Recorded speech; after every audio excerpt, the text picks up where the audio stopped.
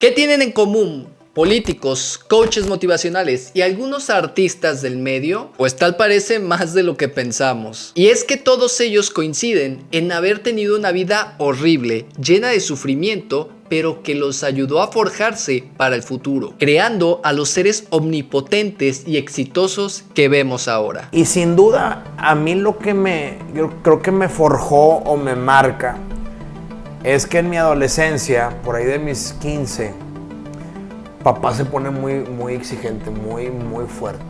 ¿Contigo? Sí. Yo creo que hasta de más.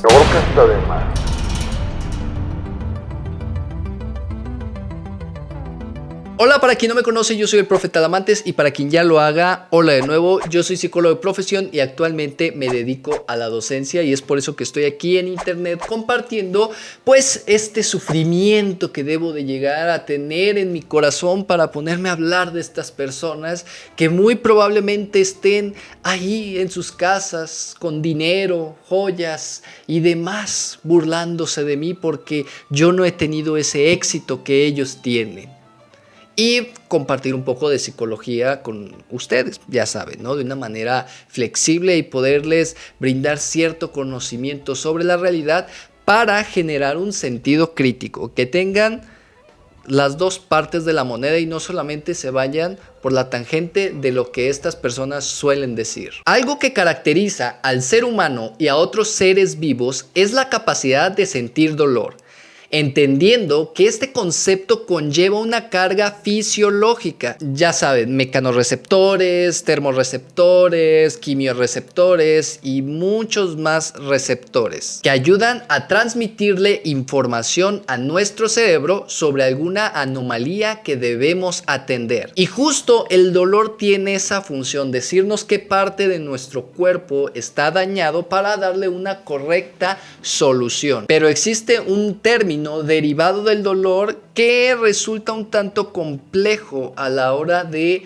definirlo, y esto es el sufrimiento. Según Cassell, el sufrimiento es un estado de aflicción severa asociado a acontecimientos que amenazan la integridad de una persona. El sufrimiento exige una conciencia de sí, involucra las emociones, tiene efectos en las relaciones personales de la persona y tiene un impacto en el cuerpo, o sea que no es algo agradable, pero es algo que todos pasamos o pasaremos en algún momento de nuestras vidas. Pero hay que entender que existen diferentes factores como el estilo de vida que hemos tenido, el estrato social en donde crecemos, el contexto en sí, nuestros esquemas mentales, que influirán en la forma en que definimos o percibimos el sufrimiento. Con esto quiere decir que no todos vamos a percibir las mismas situaciones como algo que nos cause agonía o sufrimiento. Vaya, la repetición de esta palabra. Y ojo, está bien. Cada uno de nosotros lo va a sentir de manera distinta. Hasta dentro de la opulencia puede haber estas situaciones que les compliquen la existencia y que a nosotros nos parezcan inverosímiles. Pero recordemos que tienen que ver con toda esta estructura de vida que ellos llevan y que muchas veces les imposibilita el entender la realidad que otras personas están viviendo. Y ojo, también pasa de manera inversa, ¿no? Desde la carencia. Hay problemáticas que solamente se llegan a entender viviéndolas de primera mano y que difícilmente una persona de otro estrato social o que jamás ha estado en contacto con ello, pues va a poder comprenderlo del todo. Pero todo esto también permea en que se considere que todo mundo pasa o piensa de la misma forma. Algo así como una especie de etnocentrismo muy ligado a la cuestión de creer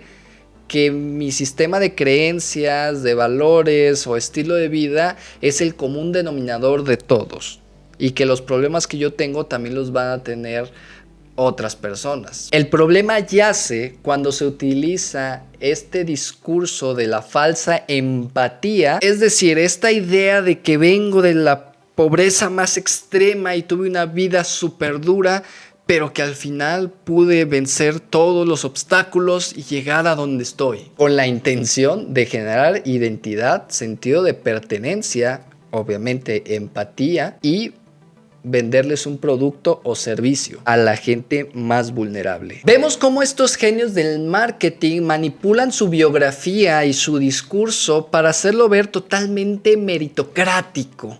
Y pareciese que lo sacan de un manualito en donde todos los discursos son similares, si no es que iguales. Generalmente te van a hablar de que vienen de familias muy pobres, carentes, que a veces no tenían ni para comer o que no tenían para vestir. Empiezan a hablar de esta comparativa social con otras personas. Yo veía que mis compañeritos sí tenían estos juegos, sí tenían estas cosas, sí tenían acceso a todo eso y yo no. Hablar sobre que tuvieron que trabajar desde pequeño, sumándole al siguiente punto, para mantener a sus hermanos, a su mamá que estaba desvalida, a un tío, a alguien enfermo, etcétera.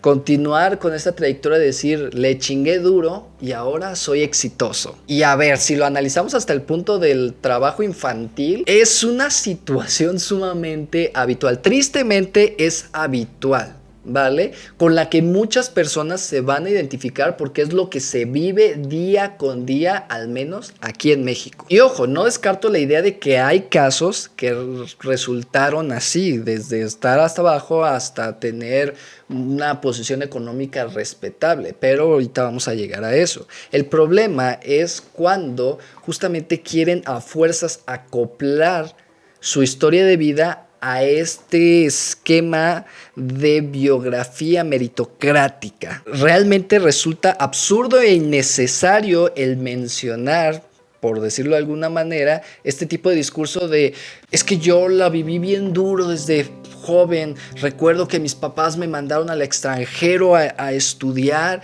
y pues sí, me pagaban la escuela y el departamento, pero no me daban para yo salir con mis amigos, así que tuve que buscar un trabajo para sacar dinero para el ocio. Le sufrí. Entendamos que un gran porcentaje de la población no tiene el ingreso o el recurso económico para poder mandar a una escuela al extranjero a sus hijos. Desde ahí ya vemos esta diferenciación de cómo quiere realmente acoplar este discurso a yo entiendo a los pobres porque yo pasé una situación similar. Analicemos esto. En México, 70.9 millones de personas están clasificadas como pobres según su ingreso. Esto quiere decir que es alrededor del 56% de la población. Y en el caso de la pobreza extrema, hasta un total de 31.7 millones de personas. Es decir, el 25.3% de la población. Y todas estas personas, pues muchas veces pertenecen a familias en donde o mamá no tiene permiso de trabajar, o papá tiene más de un solo empleo, o desde muy pequeños los jóvenes empiezan a trabajar, ¿vale? Y que las oportunidades que pueden llegar a tener son bastante escasas debido a elementos estructurales o infraestructurales de la sociedad que dificultará el acceso que pueden llegar a tener a la educación académica, a educación financiera, a educación emocional y que por ende, pues bueno, habrá mayores complicaciones para un desarrollo personal. No digo que sea imposible, sino que habrá más complicaciones a diferencia de otros estratos sociales. Así que sí, estos discursos meritocráticos o estos discursos donde quieren acoplarse como gente pobre que salió de ahí, pues van a tener una alta probabilidad de funcionabilidad por los altos números que existen de pobreza. Y repito, el problema yace en esta idea meritocrática de personas que realmente no fue el esfuerzo que hicieron, sino que está ligado a las facilidades que obtienen por los contactos, por a lo mejor cuestiones económicas que ya contaban, por cuestiones familiares o por otros elementos que más de la mitad de la población no llega a tener. Así que estas personas terminan aprovechándose de esta desesperanza o esta desesperación que pueden llegar a tener por querer salir de una situación agraviante de pobreza y que solo se les vende humo, donde se les vende un discurso en donde te explico cómo salí de pobre o cómo fui de pobre, cómo le eché ganas y ahora soy un caso de éxito. ¿Funcionan? Claro que funcionan en esta idea motivacional, porque salen de ahí con esta sensación momentánea de estar motivados y de querer hacer las cosas. Lo malo es que a corto plazo se dan cuenta que pues, las herramientas que les están dando no son funcionales, al menos para cierto tipo de personas. Y a ver, entendamos que en nuestro actuar cotidiano existen diferentes necesidades que cubrir. Tenemos necesidades primarias que tienen que ver con este factor fisiológico, comer, beber, defecar, etc. Tenemos necesidades secundarias que tienen que ver con el bienestar de vida o de calidad, tener una casa, un carro, tener trabajo, etcétera. Y tenemos uno más que es las necesidades creadas, todas aquellas que a través de elementos simbólicos, culturales o publicitarios nos van metiendo la idea de que esto es lo que tú necesitas y que se ve todavía más influenciada por esta comparativa social. Es decir, si yo veo que mis amigos tienen tal celular, tal carro, tal ropa, y yo me veo que no lo tengo, pues bueno, esto acrecenta toda esta visión de desigualdad y de yo querer replicar eso que estoy viendo. No está mal querer tener un celular o un carro. Hoy en día son necesarios en ciertos aspectos y para cierto tipo de personas. El conflicto está en cómo nos hacen creer que necesitamos las cosas y que necesito cambiar mi celular cada 2 meses o que necesito el celular más caro para poder tener cierta imagen, cierto estatus, y generando esta frustración por la comparativa social que constantemente se está generando o se está haciendo. Y aquí, una vez más, los genios del marketing se acercan para venderte sus productos y sus servicios, aprovechándose de la situación. Se presentan como alguien que fue como tú, que vivió esas carencias, ese dolor, ese sufrimiento, esas humillaciones, pero que ahora tiene todo lo que tú deseas. Tiene ese éxito, esa posición social y reconocimiento que tanto añoras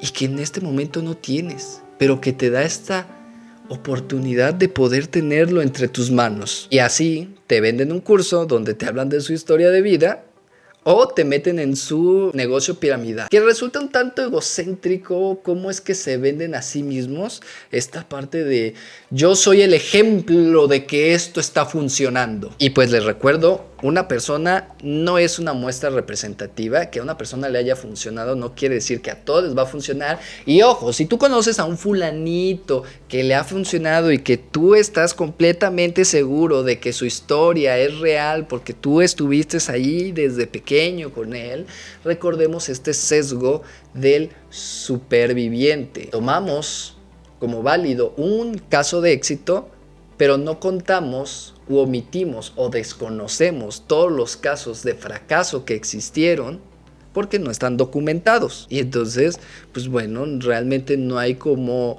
estadísticamente validar que estos números realmente sean válidos. Otro punto a tomar en cuenta, y lo abordaremos desde la psicología social, existe algo que se llama persuasión. La persuasión son los procesos por medio del cual un mensaje induce cambios en las creencias, actitudes o comportamientos. Esto no es ni buena ni mala, simplemente existe y es inevitable. Lo vivimos a cada día. Lo podemos llamar educación, lo podemos llamar crianza, lo podemos llamar propaganda, pero al final de cuentas siempre hay algo que nos está persuadiendo a cambiar nuestras ideas, nuestras creencias o a incrementarlas. Recordemos que existen 2 rutas de la persuasión. La ruta central, que tiene que ver con los argumentos, y la periférica, que tiene que ver más con aspectos que disparan la aceptación sin tanto razonamiento. Y esto es lo que suelen usar estas personas. No es lo que dicen, sino cómo lo dicen y cómo lo hacen, adaptando su vocabulario para que el público los entienda y capte mejor ese mensaje que quieren llevar. Es mejor decir yo le chingué desde pequeño y me las vi dura,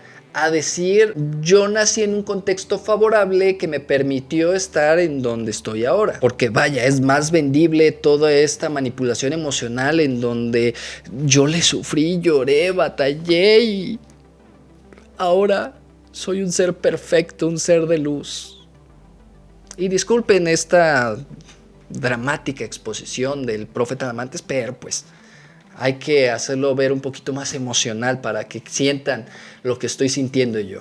Pero a todo esto, si le sumamos que son personas que cuidan su imagen, tienen asesores de imagen para que tengan esta presencia de éxitos. Si se ven los varones que están dentro de este medio, generalmente hasta tienen el mismo porte, el mismo corte, el mismo traje o la misma estructura de vestimenta, porque pues bueno, es mejor verse como una persona de éxito para poder posicionarse como una autoridad y vaya, se dé este tan aclamado sesgo de autoridad.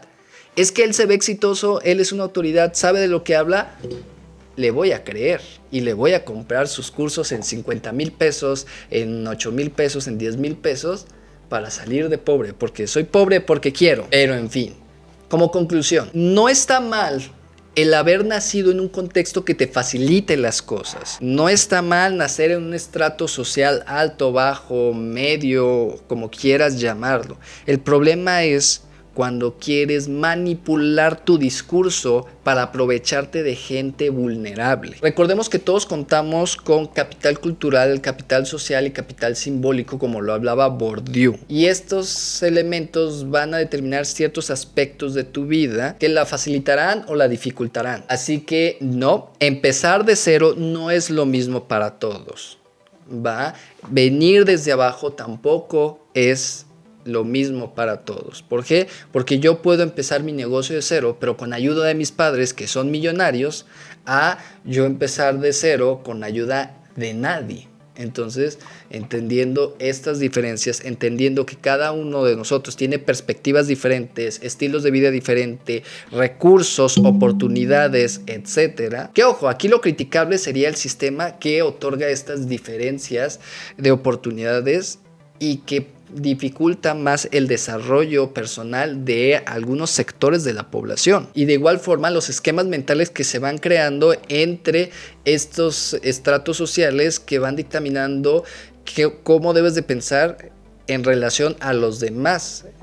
Por ejemplo, esta idea de creer que porque son pobres o son malas personas o son muy buenas personas, solo por ser pobres. Y pues bueno, eso es todo de mi parte, eso es todo por este video. Les agradezco que lo hayan visto. Coméntenme qué opinan acerca del tema. ¿Conocen, han visto este tipo de videos? ¿Qué personajes les interesaría que viéramos a lo mejor en uno de sus discursos para ver si realmente se acopla a este esquema que les acabo de compartir? Gracias por el apoyo que le están dando al canal. Suscríbanse para estar atentos a todo el contenido que se está subiendo. Síganme en mis redes sociales y les mando un beso y un abrazo de manera consensuada. Los dejo continuar con su existencia. Bye.